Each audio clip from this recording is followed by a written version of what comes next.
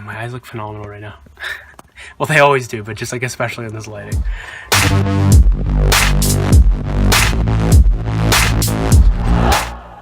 Liking this lighting.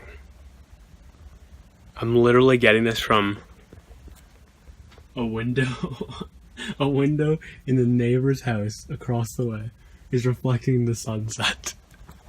Okay, so let me just get off what I wanted to talk about. Get off my chest. So yeah, I'm liking this, and I'm also not liking this. Yeah, it's better. Okay, like this.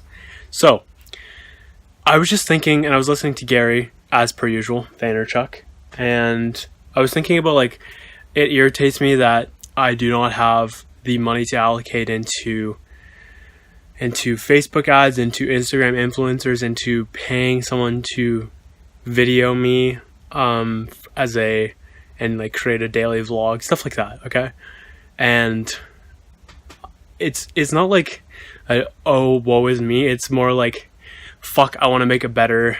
I want to make the most of this current situation, this opportunity in the market right now with underpriced, these mediums that are underpriced.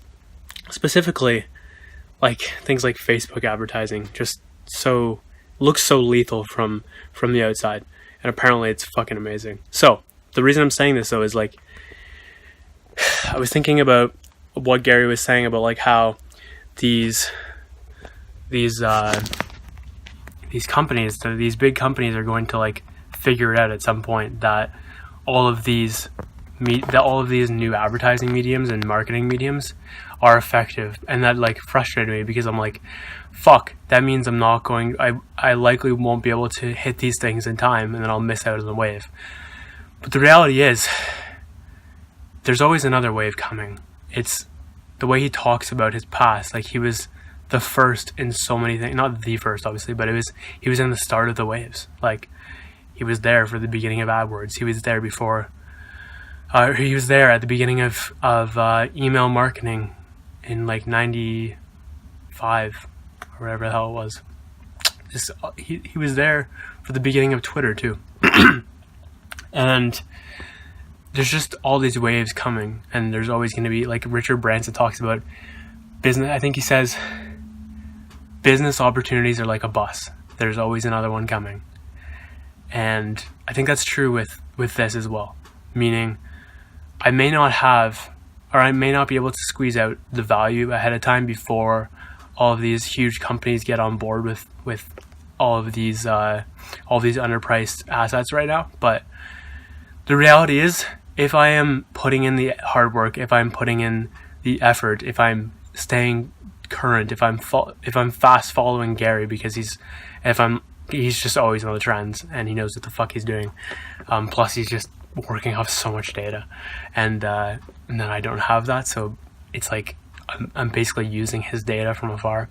Anyways, that's a side note. But yeah, I think I feel so much better after thinking about the fact that there's always going to be another medium on its way. Like, Instagram influencers and Facebook ads will someday be overpriced, and then it'll be laughable to use it because it's so expensive at that point. And not laughable in the sense of, like, oh, you're not going to get great returns on it. The fact that, or great value from it. The reality is, though, you'll be paying so much that there will be other things that are way underpriced, and then those things will be what Facebook and Instagram advertising is right now. And I'm talking about influencers specifically. But yeah, it just gets me excited to think about, like, there is other things coming, and I don't have to have any scarcity issues around that, because at that point, it's about who is in it for the long run, who is hungry enough to learn, who is willing to test, who is willing to experiment with the current mediums, who is going to maximize the trends of today, and even the trends of the future, like being able to recognize where things are going and then allocating resources accordingly.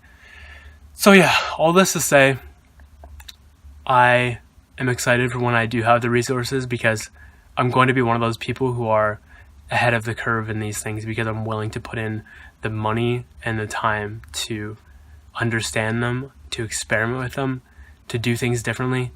And I think the biggest vulnerability of a big company is that unwillingness to, because of like complacency, because of a board of directors slowing things down, like whatever it may be, the politics within like a big company. There's lots of different variables that can prevent this type of situation. But man, my eyes look phenomenal right now. Well, they always do, but just like especially in this lighting. So yeah, it's just I'm feeling good, because even if I was the wealthiest person in the world, maybe like the CEO of the biggest company in the entire world, what have you, I would still have that experimental mindset, because I just want to beat everyone so bad.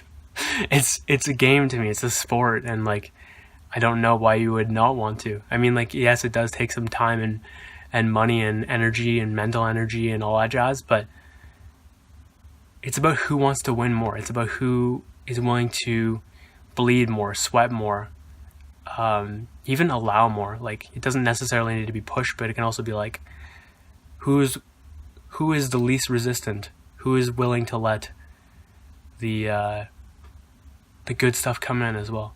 Not always just about push.